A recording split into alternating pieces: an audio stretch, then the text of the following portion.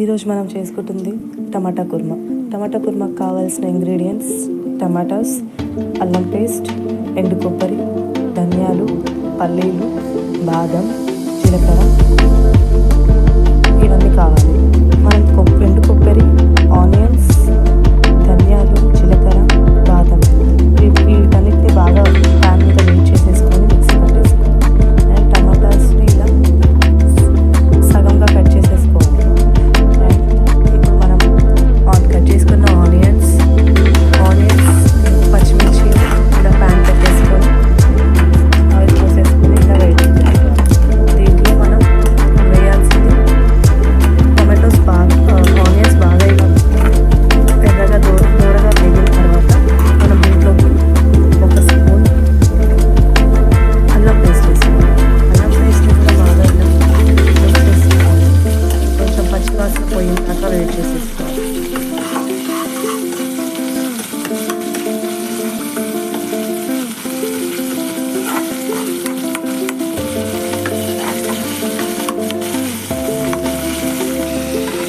సగంగా cut చేసుకున్న ఆనియన్స్ని ఇలా ప్యాన్లో వేసేసుకోవాలి.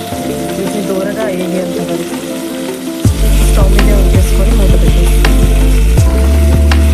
ఇలా ఒకసారి కలిపేసుకొని మూత పెట్టేసుకోవాలి.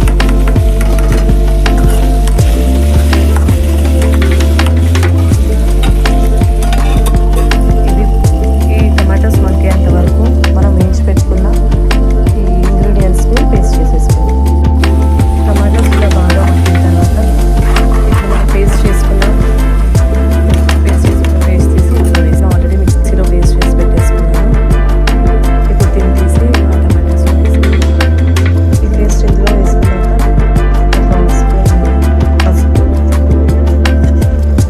ఒక 2 టేబుల్ స్పూన్స్ కారం, తగినంత మీరు ఎంత తింటే అంత నేను టేస్ట్కి తగ్గట్టు.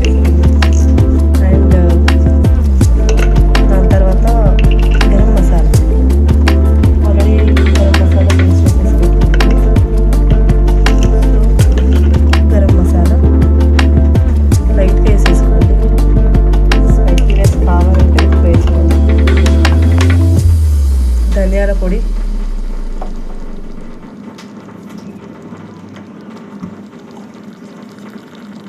వీటన్నిటిని బాగా మిక్స్ చేసేసుకోండి.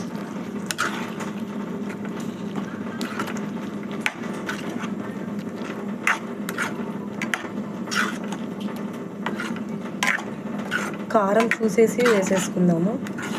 అండ్ ఉప్పు కూడా కొంచెం మగ్గిన తర్వాత వేసుకుందాం.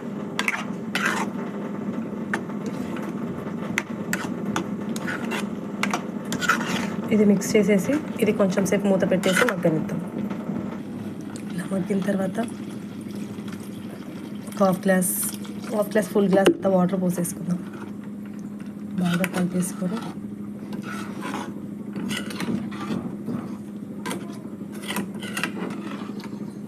టేస్ట్కి తగ్గంత సాల్ట్ వేసేసుకుందాం. ఇప్పుడు దీన్ని మూత పెట్టేసుకొని బాగా మగ్గనిద్దాం. ఈ టమాటా కుర్మాలోకి వేడి వేడి బగారా రైస్ కర్రీ స్టార్ట్ చేసే ముందే వేసి పెట్టేసుకున్నాను.